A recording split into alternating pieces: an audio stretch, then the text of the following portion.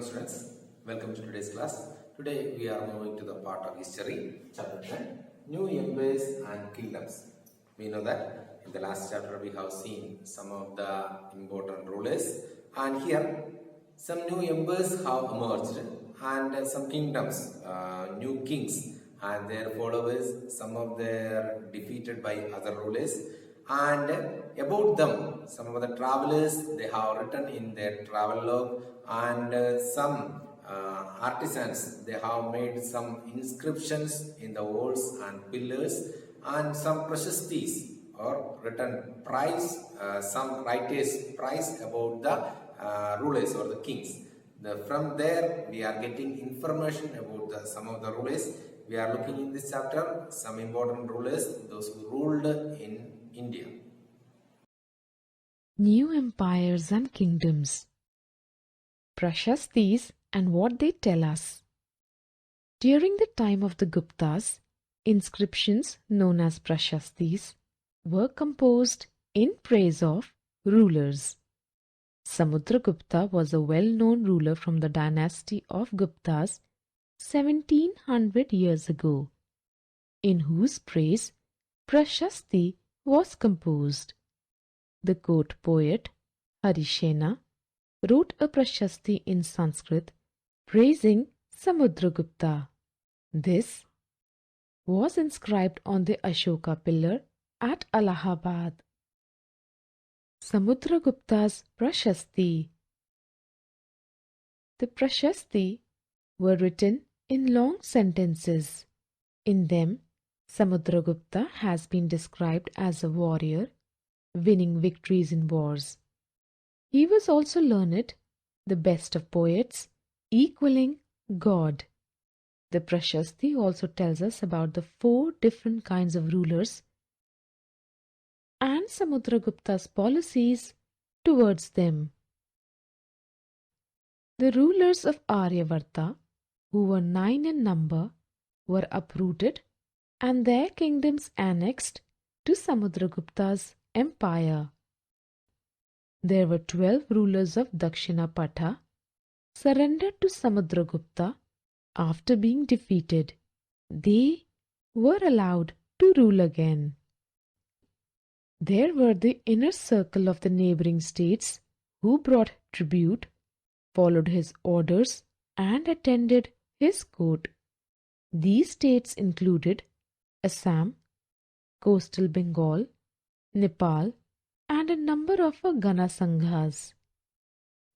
The rulers of the outlying areas, probably the descendants of Kushanas and Shakas, and the ruler of Sri Lanka, who submitted to him and offered his daughters in marriage. Genealogies. Most Prashastis mention the ancestors of the rulers. Samudragupta's great-grandfather, grandfather, father, and mother have been written about. In the genealogies of the later rulers, like Chandragupta II, who was the son of Samudragupta, his father, Samudragupta, has been written about. Samudragupta's great-grandfather and father have been mentioned as Maharajas. Chandragupta, Samudragupta's father, who was the first ruler of the Gupta dynasty, adopted the title of Maharaj Adhiraj, a title adopted by Samudragupta also. His mother was called Kumara Devi and belonged to the Lichavi Gana. Chandragupta II led an expedition to western India, where he overcame the Shakas. His court was full of learned people like the poet Kalidasa and Aryabhatta the astronomer. We know about him from inscriptions and coins. Harshavardhana and the Harshacharita. There are some rulers whose biographies have been written.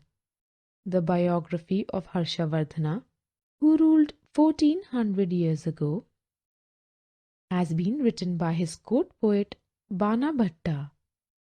It has been written in Sanskrit and is called the Harsha Charita. It gives us the genealogy of Harsha and ends with his becoming king.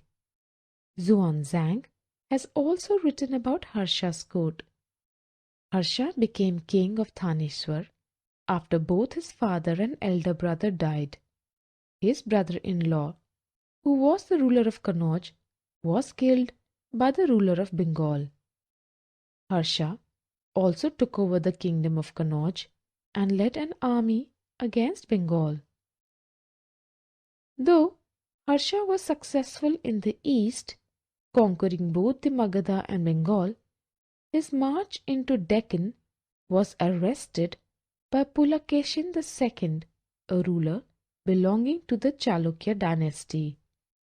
The Pallavas, Chalukyas and Pulakeshins Prashasti. The Pallavas and the Chalukyas were the most important rulers during Harsha's time. The best known Chalukya ruler was Pulakeshin. The Chalukya capital was called Aihole and was a religious and trade center. The Pallavas and Chalukyas constantly raided each other's prosperous capitals. The kingdom of the Pallavas spread from the region around their capital, Kanchipuram, to the Kaveri Delta. The kingdom of the Chalukyas was centralized around the Ratehur Doab between the Krishna and the Tungabhadra rivers. The Prashasti of Pulakeshin has been written by his court poet Ravi Kriti. This tells us about his ancestors from 4 generations.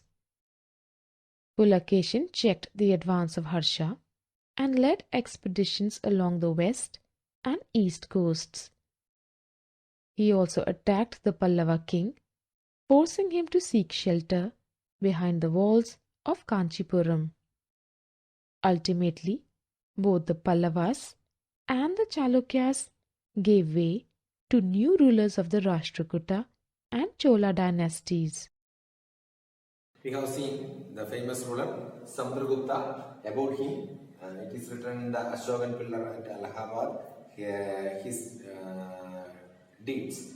And he was a brave warrior, and his genealogy and who were the other rulers after him. And Harshavardhana, about him, it is written in the book Harsha. This book was written by Bana Bhatta. And Pallava rulers and Chalukya rulers and Pulakeshin II. They were some of the famous rulers at that time. The rest of the chapter we will see in the next class. Go through the textbook.